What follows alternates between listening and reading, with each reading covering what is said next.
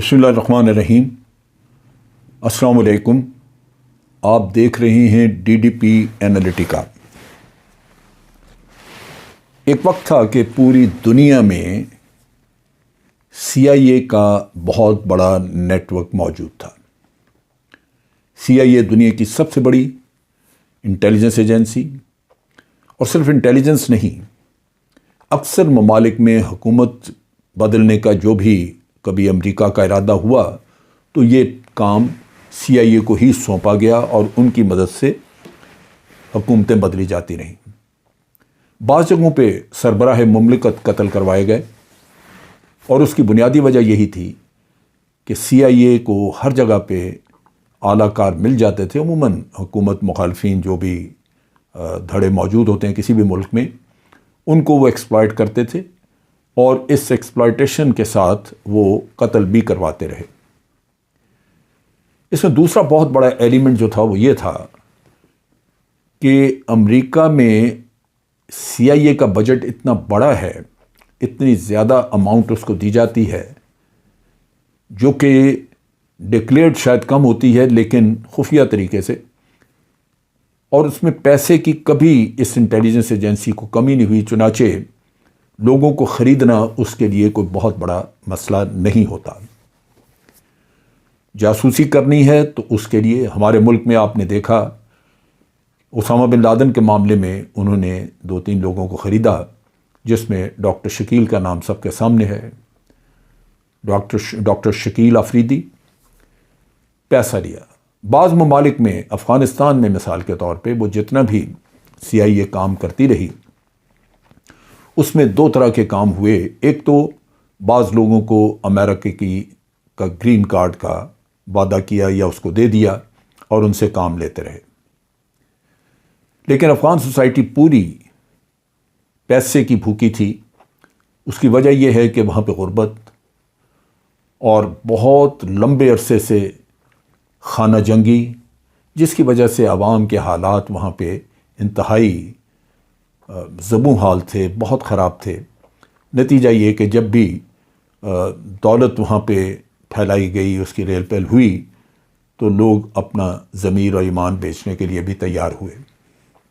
CIA کا بہت بڑا نیٹ ورک تھا، یہاں تک کہ CIA کے جو کانٹریکٹرز تھے، وہ جب اپنا سامان لے جانا چاہتے تھے افغانستان میں محفوظ طریقے سے، تو وہ طالبان کو ٹیکس دیتے تھے، طالبان کو پیسے دیتے تھے کہ ہمارا قافلہ یہ سامان لے کے گزرے گا، مہربانی کر کے اس کو روکیں نہیں یا اس کو نقصان نہ پہنچائیں۔ سو یہ وہ نیٹ ورک تھا۔ اس کے ساتھ ساتھ پاکستان میں بہت بڑا نیٹ ورک، ایران میں بڑا نیٹ ورک، اور رشیا میں نیٹ ورک تھا، جس کے ذریعے یہ مختلف معاملات اپنے نپٹا رہے تھے۔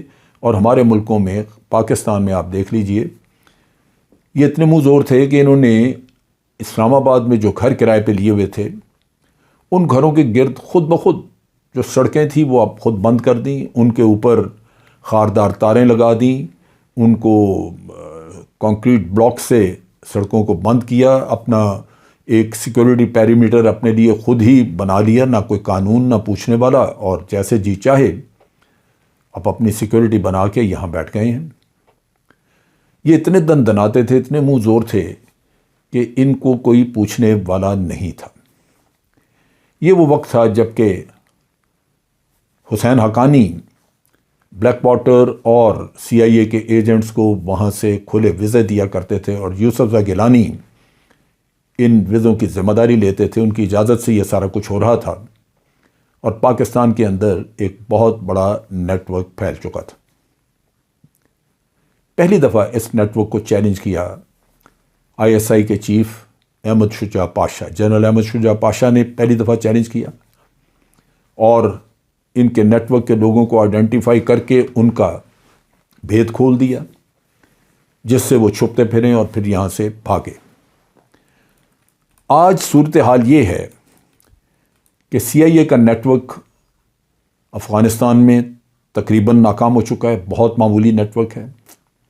CIA کا نیٹ ورک ایران میں تو بالکل ہی نہ ہونے کے برابر ہے صحیح، لیکن نہ ہونے کے برابر۔ اس سے بہتر تو موساد کا انٹیلیجنس نیٹ ورک ہے، جس نے کہ ایرانین انٹیلیجنس کے لوگوں کو خریدا۔ مساد کا طریقہ کار بالکل مختلف. انہوں نے اپنی انٹیلیجنس کو ایرانین انٹیلیجنس کے اندر گھسایا اور وہاں پہ انٹیلیجنس کے لوگوں کو خریدا، اور وہ انٹیلیجنس ایران کی جس کی ذمہ داری تھی کہ وہ ایران کے لیے کام کرے، ان میں سے بعض لوگ اسرائیل کے لیے کام کرنا شروع ہو گئے. لیکن CIA وہاں سے تقریباً نکل گئی. رشیا سے CIA کا بہت حد تک صفایا ہو چکا. اب یہ لوگ سوال کرتے ہیں کہ ہوا کیا؟ CIA پاکستان سے اٹھ گئی، بہت تھوڑا رہ گیا. بہت ساری چیزوں میں ایران کے رستے بھارت CIA کے مفادات کو دیکھ رہا ہے. بھارت کی رسائی نسبتاً بہتر ہے کیونکہ بعض ایلیمنٹس ان کو سپورٹ کرتے ہیں. نتیجہ یہ ہے کہ CIA کے اوپر سوال ہے کہ CIA کا ہوا کیا کہ وہ اتنی جلدی ان کے نیٹ ورکس جو ہیں وہ ان جگہوں پہ تقریباً نہ ہونے کے برابر رہ گئے. پاکستان آرمی میں انہوں نے انٹرسٹ بنانے کی کوشش کی تھی. پاکستان آرمی کے جو افسر پکڑے گئے ان کو سزائیں ہوئیں اور اس نیٹ ورک کے لوگوں کو ایکسپوز کیا گیا، تو وہ امریکہ نے فوراً ان کو پاکستان سے انخلا کیا، بھگا کے لے گئے تاکہ ان کو پکڑا نہ جا سکے. نتیجہ یہ ہے کہ وہ ریمننٹس بھی ان کے کسی حد تک جا چکے ہیں.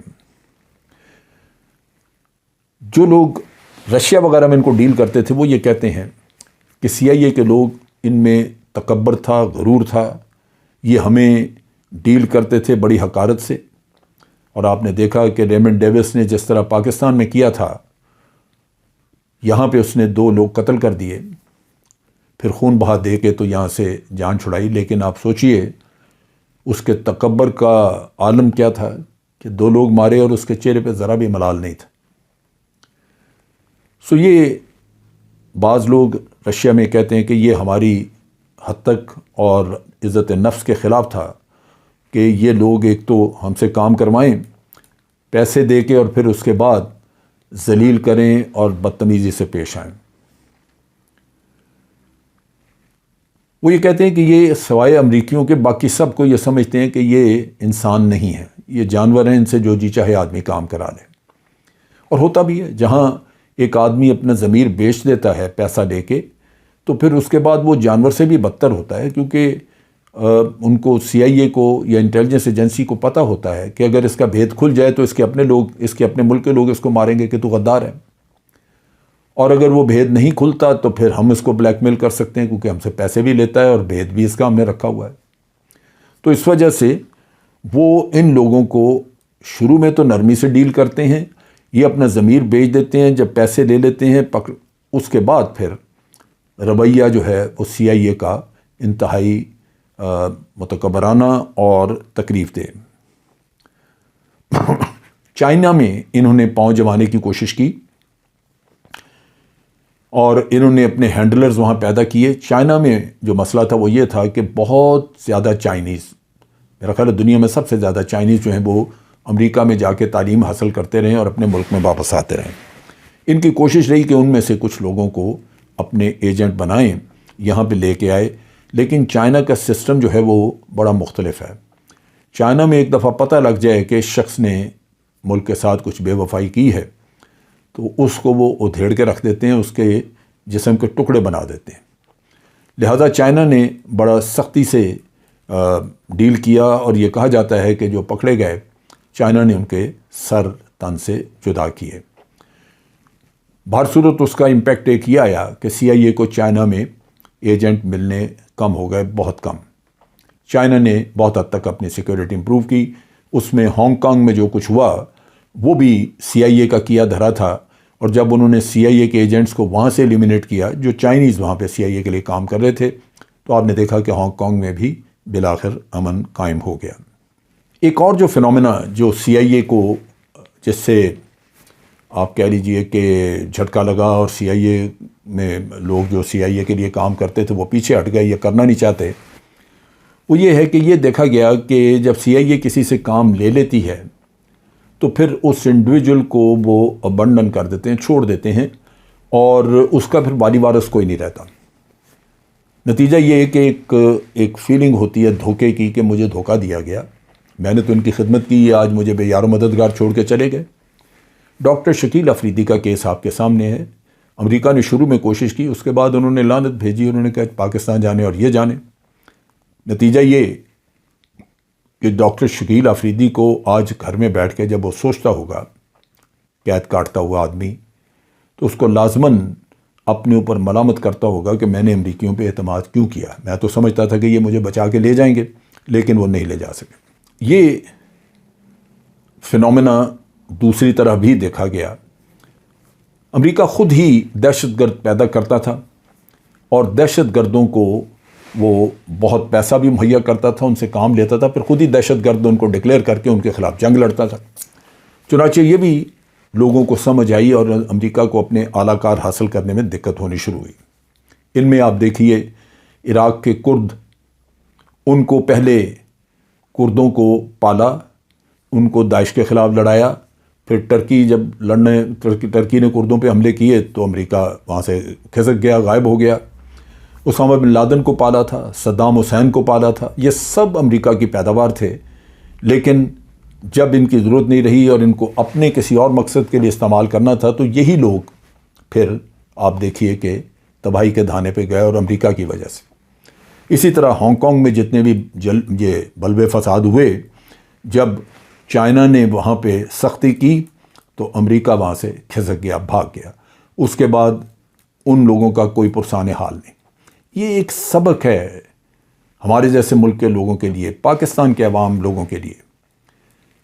اپنے ملک کے ساتھ وفا کرتے ہوئے اگر آپ کی جان چلی جائے تو آپ سر بلند ہیں، آپ کو، آپ کے خاندان کو ایک فخر اور ایک ایسی راحت نصیب ہوگی کہ آپ یہ سوچیں آپ کے اولاد اور یہ وہ سب ملک میں سر اٹھا کے چلتے نظر آئیں گے، اس لیے کہ آپ نے وطن عزیز کے لیے جان دی۔ لیکن اگر یہی کام وطن کے ساتھ بے وفائی کا ہو اور آپ کسی اور کے اعلیٰ کار بن کے کریں، اور وہ دشمن بھی آپ کو پھر بعد میں چھوڑ کے غائب ہو جائے، تو سوائے ذلت کے مقدر میں اور کچھ نہیں رہتا۔ یہ وہ بات ہے سمجھنے کی۔ جن لوگوں کو سمجھ آ گئی اس بات کی، آج رشیا اور چائنا میں اور بہت حد تک پاکستان میں بھی لوگ ان کی گیم سمجھ چکے ہیں، وہ ان کے نزدیک نہیں آتے۔ رشیا اور ایران میں انہوں نے مینیپولیشن وغیرہ کی کوشش کی ہے، لیکن وہ اس حد تک کامیاب نہیں ہوئے۔ نتیجہ یہ کہ آج CIA بہت سارے ملکوں میں، پاکستان اور کئی اور ملکوں میں بڑی حد تک ناکارہ ہو چکی ہے، اس کی ریچ وہ نہیں رہی۔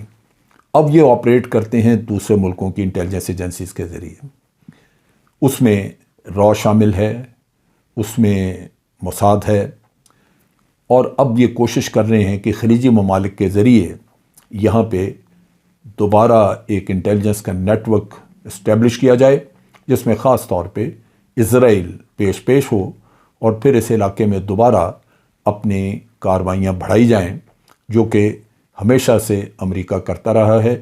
امن کے نام پہ اس ملک نے ہمیشہ دنیا میں بربادی، تباہی اور بدامنی پھیلائی ہے۔ یہ مکروہ ترین ملک آج بھی بلا وجہ افغانستان سے نکلنے کے بعد بھی اب یوکرین میں گھسا پڑا ہے، اور پھر اس خطے کو اسی کی ذات سے خطرہ ہے۔ آج کے لیے اتنا ہی۔ افواج پاکستان زندہ باد، پاکستان پائندہ باد۔